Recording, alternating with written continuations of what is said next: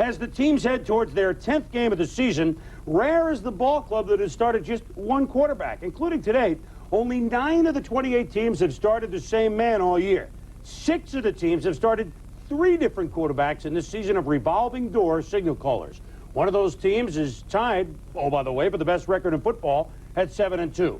The Miami Dolphins, fresh off Don Shula's record 325th win, now use their 4th quarterback of the season and 3rd starter in Steve DeBerg, who less than 3 weeks ago was cut loose by the Buccaneers.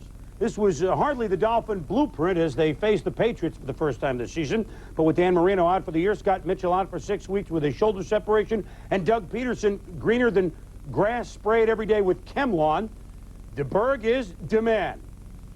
Kind of came here on a little paid vacation, and those plans have changed all of a sudden. The passing game is the best passing game I've ever been exposed to. The coordination of all the routes and everything are outstanding. Plus, they're very skilled receivers, and it's a good offensive line. So, you know, it's no wonder Marino's been the best quarterback in the league for so long.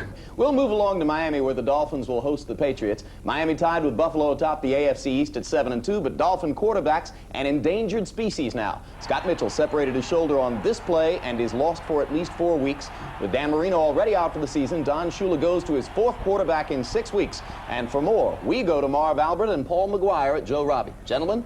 Yes, Jim, it is now 39-year-old Steve DeBerg as the starting quarterback for the Miami Dolphins. The oldest player in the NFL, signed only 11 days ago, shortly after Tampa Bay waived him. And DeBerg has gone through an extensive crash course in order to learn the offense. We talked about that with Steve.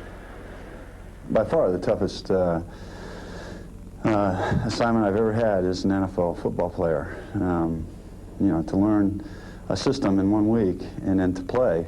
And actually, the first week I was here, you know, there was no rush. You know, I was just going to be a backup quarterback that, you know, at the end of the season, if something happened, you know, I could step in and you know, we wouldn't miss too much of a beat. But you know, that changed real quick. I actually thought I was coming to Miami on a little sort of a paid vacation. I was going to come down and play golf and, you know, learn the system at a leisure pace. But yeah, it changed real quick. Now I got to go back to work. Actually, Marvy thought he was down here on scholarship, but this guy's such a student of the game that he goes to bed every night here. He has to because of the system. He has a pad right next to his bed. When he thinks about something, he wakes up in the middle of the night, he writes it down. He said, if I wait till morning, I'll forget about it. He wants to be a coach. But I think he's still going to be a player.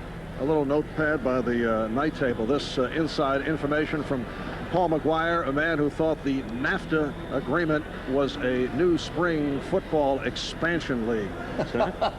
Back to Jim. Thanks a lot, gentlemen.